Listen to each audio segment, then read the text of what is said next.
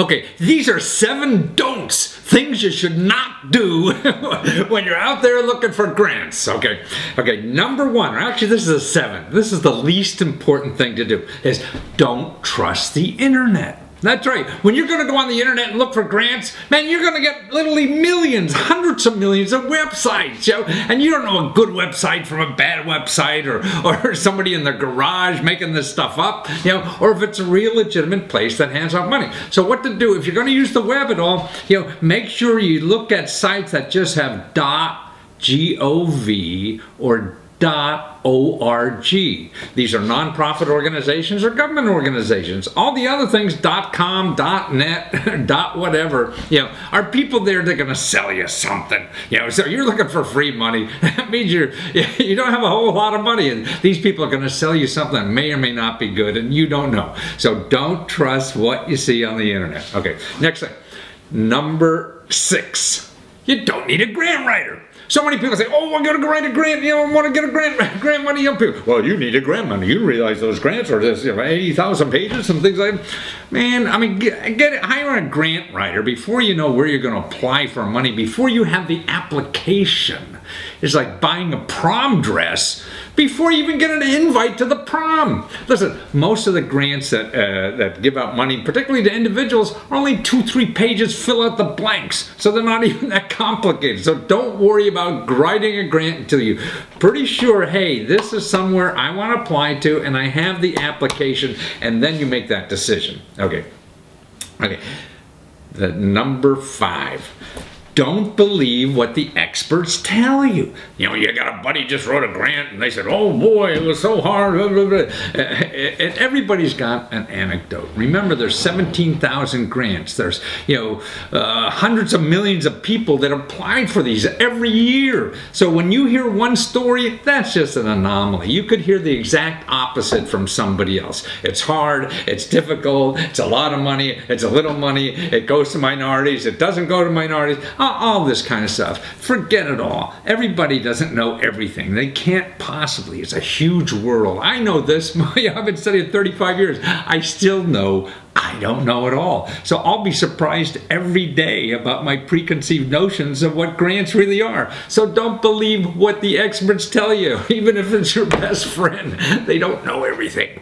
And even when you call a government office and they tell you, oh, you can't do that. That means you just can't do that there with their program. There's hundreds of other programs to apply for. You could probably do it. Some grants have income requirements. Some grants, it doesn't matter. You can be a millionaire. So that's why it doesn't matter. Just keep going. Okay, number 4.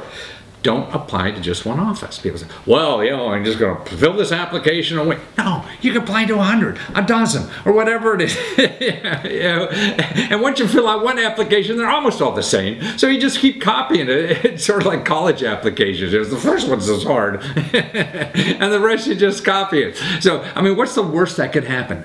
Everybody gives you the money? That's a nice problem to have, and you'll figure that out when that happens.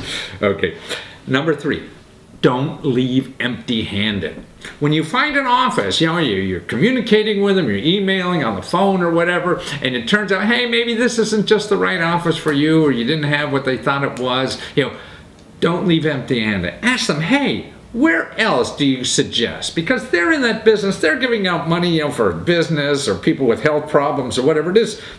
And they may know of other organizations because they may be doing this for the last 13 years of their life, you know, and run into people at conferences or whatever. Hey, why don't you try over there? You know, they may have the money or whatever. So that's why if you got a contact, you're communicating with somebody, you know, that's handing out the money, it turns out it's not them, ask them where else, because they're going to be a lot more informed about this than your mother-in-law or all the people you're going to ask in your local you know, coffee shop or whatever.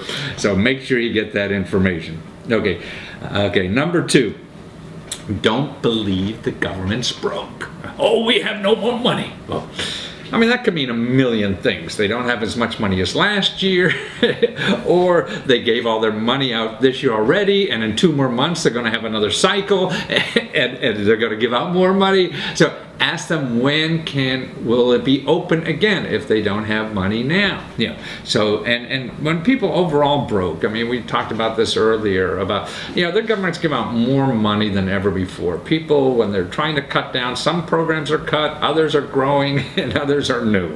So it all depends who you talk to. Again, like, no one knows everything. Okay, here's the #1 biggest mistake in people looking for grants. Don't ask for a grant. Right. 80% of the free money that the government gives out is not even called grants. So if you're searching for grants, you're calling offices or talking to people about grants or other, and particularly if they work for a bureaucracy, they're going to look under a listing of grants. You won't see anything. But there's 5 other programs called something else, like direct payments or loans you don't have to pay back and all this other kind of stuff. You won't believe the kind of stuff. So when you're looking for grants, don't say grants, you just say financial assistance. So that's when you're contacting agency. I mean, when you Google financial assistance, you'll probably get all these financial advisors, and that's going to be that's why it's a little complicated, but it just takes a little time to learn. And once you learn, you use it over and over and over again for the rest of your life. And here, I got a place too that could help you for free. Right on Lesko.com, I got a toolbar there. We've got about 7 buttons you could press for the best starting places of real free help for almost any problem you have. So that's at Lesko.com, and look at the toolbar. It's free.